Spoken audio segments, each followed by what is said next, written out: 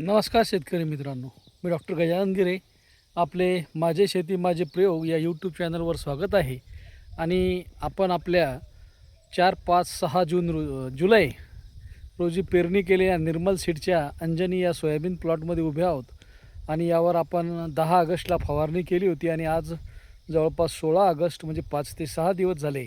आणि 5 ते 6 दिवसानंतर घेतलेल्या फवारणीचा निश्चितच काही ना काही परिणाम दिसतो. तर बघूया काय रिझल्ट आला. पूर्ण ज्या काही व्हरायटी लावलेल्या आहेत आणि जिथे आपण ही फवारणी घेतली त्याचा एक आढावा घेऊ. पूर्ण जवळपास 4-4.5 एकर क्षेत्र आहे. यामध्ये आपण ही अंजनी सोयाबीन पेरलेली आहे. यावर अळीचा जी काही मागची पेर होती यावर अळीचा खूप मोठा अटॅक झाला होता. म्हणजे जवळपास हे वरचे पानं, आता नवीन पानं आलेले आहेत याला बघू शकता. हे वरचे पूर्ण पानं अळीनं खाल्ले होते. तेव्हा याला फुलं लागलेले नव्हते. 6 जुलै म्हणजे आज जवळपास 40 दिवस होतात याला. या 40 दिवसानंतर याला फुलधारणा होत आहे आणि ही अशा प्रकारे याला फूल लागत आहे. अळी तर काही कुठे दिसत नाही. बघू शकता मोठ्या प्रमाणावर अळीनं खाल्लेलं झाड आहे. यावर कुठेही आता अळी दिसत नाही. अळी कुठेही दिसत नाही. झाडाच्या खाली सुद्धा नाही आहे आणि झाडावर सुद्धा अळी नाही आहे. तर आपण यावर बॅराझाईल हे कीटकनाशक घेतलं होतं. सोबत साप पावडर 1261 आणि ॲमिस्टार अशी ही फवारणी होती. तर बॅराझाईलचा सुंदर रिझल्ट आलेला आहे. बऱ्याच ठिकाणी यावर्षी लोकांची कंप्लेंट होती की यावर्षी अळी कशानंच जात नाही. पण मला तरी बॅराझाईलनं रिझल्ट मिळालेला आहे. ही एक अळी दिसते, बघूया ही जिवंत आहे का. आहे थोडी हालचाल पण अजूनही सुस्त पडलेली आहे किंवा ही नवीन आलेली असेल. पण झाडामध्ये तिचा अंश असल्यामुळं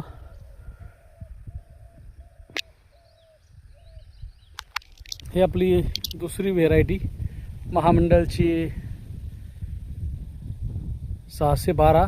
हिची पेरणी जवळपास 1 ते 2 जून रोजी झाली, आपलं जुलै रोजी झालेली आहे. आणि हिनं चांगलं फ्लावरिंग धरलेलं आहे. सुपर फ्लावरिंग आहे.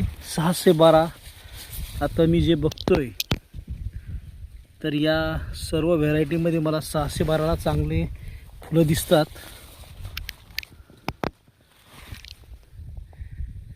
ही 612 जवळपास 5.5 एकर आहे. यावर सुद्धा अद्याप कुठे अळी दिसत नाही. फवारणी तीच आपली या शेतामध्ये सुद्धा केलेली होती. ही सुद्धा आपली 612. पण हिची पेरणी 30 जूनची होती, 29-30 जून.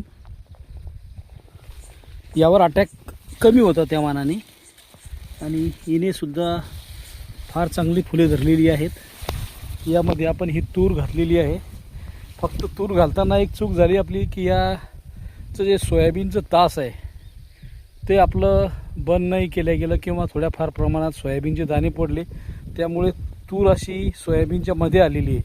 तर याला काय करता येईल, सोयाबीनचे झाड उपटून घ्यायचे की नंतर सोंगून घ्यायचे. जर कोणाचा असा प्रॉब्लेम झाला असेल तर त्यावर आपण काय सोल्युशन घेतले कृपया हे कॉमेंटमध्ये सांगा.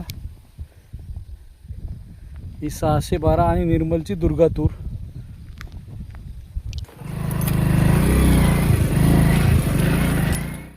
तर ही आपली 28 जूनला पेरलेली तिसरी व्हेरायटी सोयाबीनची महादेव ही इनोव्हेज कंपनीची सोयाबीन आहे.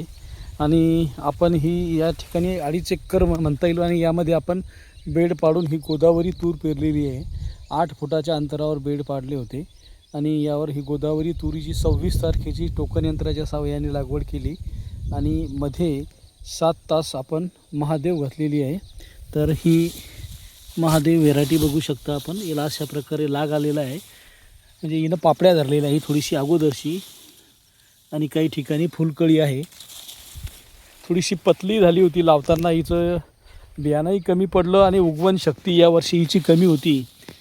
पण लाग चांगला धरलेला आहे. सोयाबीन छान आहे. पण बियाण्यामध्ये थोडीशी हे झाली. आपली एक बॅग उगवली. हे जे मधलं क्षेत्र दिसतंय या झाडापासून ते या इथपर्यंत हे उगवलं होतं.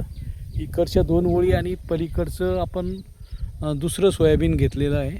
नंतर परत पेरणी केली. तर या सोयाबीनवर कुठलाही रोग आलेला नव्हता, जास्त प्रमाणात अळी नव्हती आणि आता हिने फुलकळी धरलेली आहे. त्यानंतर आपण 4-5 जुलैला या ठिकाणी ही 612 पेरलेली आहे. 612 आता ही फुलामध्ये येत आहे. हा सीड प्लॉट नाही आहे, हे कमर्शियल आहे. त्यामुळं आपण हे मार्केटला विकणार.